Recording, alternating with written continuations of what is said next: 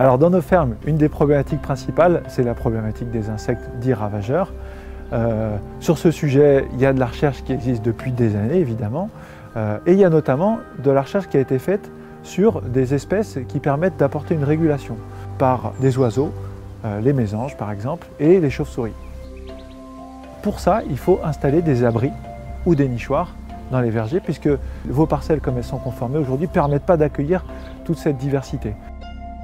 Donc ce qu'on a initié avec Agribiodrome et ce qu'on porte maintenant comme projet avec Agri-Nichoir, c'est vraiment d'accompagner les agriculteurs sur ce processus de transition de la recherche à la pratique appliquée pour que demain, les nichoirs, les oiseaux soient quelque part une technique sur laquelle vous pourrez vous appuyer.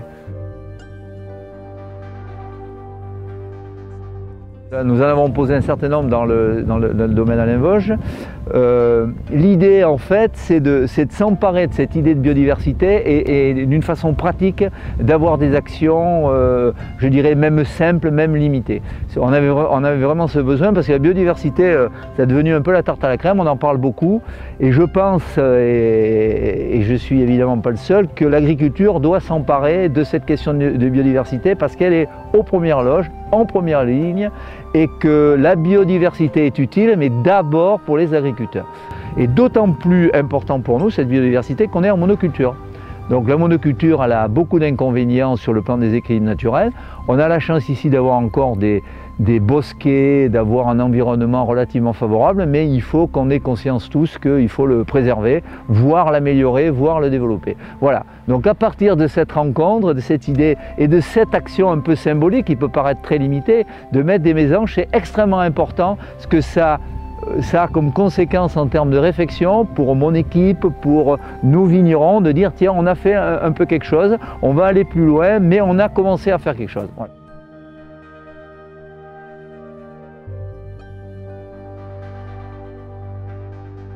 Lorsqu'on est paysan, le gros de nos problèmes quotidiens, ça reste quand même de cohabiter avec des parasites.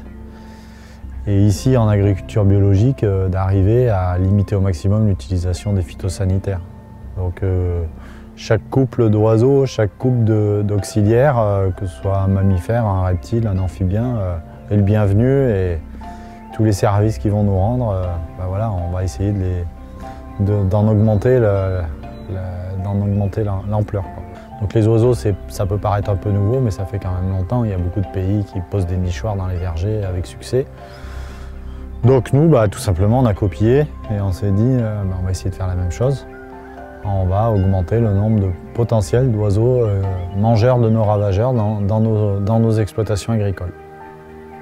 Et ça passe par, lorsqu'on est dans un verger comme ici, où les arbres ont seulement une dizaine d'années, si on veut faire nicher des mésanges, par exemple, on n'a pas bien d'autre alternative que de leur mettre des nichoirs en attendant que potentiellement les quelques grands arbres qu'on a mis ici puissent faire des trous. Il fallait qu'on devance un peu la nature. Voilà. Mais c'est aussi, par rapport au monde agricole, une vraie prise de conscience de la biodiversité. Et les agriculteurs, on sent bien qu'ils sont assez rapidement convaincus de l'idée sur leur exploitation de changer le cours des choses. L'actualité nous donne raison puisqu'on se rend compte que le déclin de la biodiversité dans les espaces agricoles continue et s'aggrave même. Et que du coup, il est urgent que les exploitations agricoles prennent leur destin en main. Et c'est super d'arrêter d'utiliser des phytosanitaires, mais il faut aller plus loin. Et il faut reconstituer des milieux qui soient accueillants pour la biodiversité. C'est la seule solution si on veut enrayer ça et obtenir un peu de service en échange. Voilà. Et du coup, la pose de nichoir, c'est vraiment un démarrage. Et on commence comme ça, et puis après on finit, on ne sait pas où on finit d'ailleurs, mais on finit avec planter des haies, mettre des mares. Voilà. Les exploitations, globalement, ont des surfaces assez importantes et on doit passer de la phase artisanale à la phase un petit peu plus professionnelle.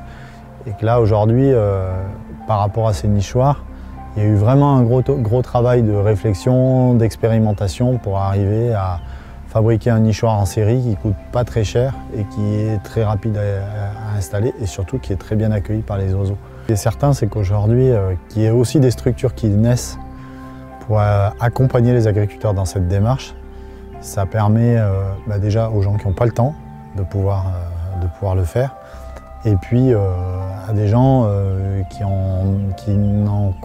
qui considèrent ne pas non plus avoir les compétences et qui délèguent ces compétences à des structures performantes pour arriver à obtenir ce genre de choses, c'est formidable.